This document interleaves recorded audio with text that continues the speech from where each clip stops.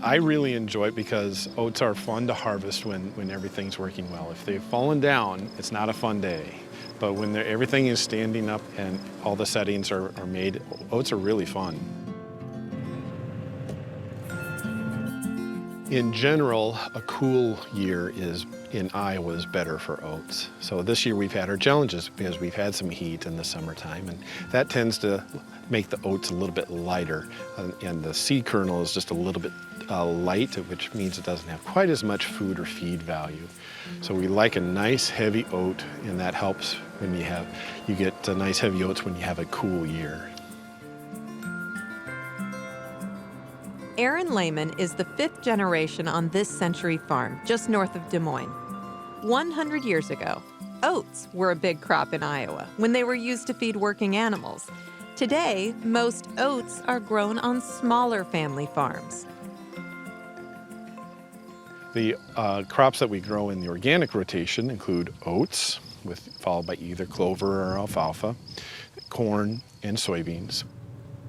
The year of oats helps break up the weed cycle, so we have better control of our weeds by adding oats to the rotation. But it also takes in nitrogen from the air and puts it in the soil for use in our corn crop, which will follow after this year. All those things have to happen by a system as opposed to bringing in synthetic inputs into it. Our organic side of the operation really relies on having a good small grain, and oats is what we use. It also serves as a nurse crop for clover or alfalfa coming up, and that the clover and alfalfa serves as a forage for feed to livestock.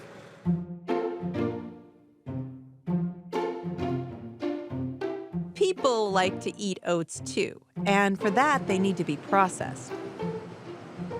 Aaron's oats will go to grain millers in St. Ansgar, Iowa. Grain millers can receive up to 200,000 bushels of oats per day by truck and by rail. Oats are stored until they can be processed. First, oats are cleaned and dehulled. We need to remove the outer husk or hull around the oat to really get to the internal seed of the oat, and the internal part is called the oat groat. There's a saying that a groat is an oat without a coat. That groat is what traditional oat products are made from. Next, the oats go through a kilning process to increase their shelf life and are sorted by size. Quality and consistency are checked along the way. Those large groats typically stay in old-fashioned oatmeal that you would find in your hot cereal tube. The smaller groats go into steel cuts. Steel cuts can then be further processed into quick oatmeal or instant cooking oatmeal.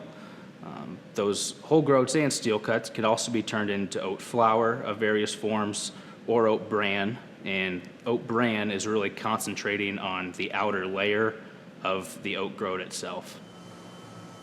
Every bit of the oat is used to make some kind of product. Nothing is wasted.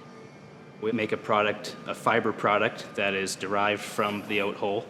That product goes into various baking products, whether it be cake mixes, breads, cookies, or muffins.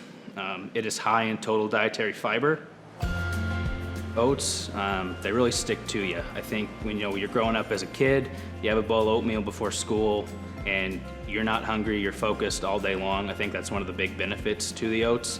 They're also very diverse in the types of products they go into.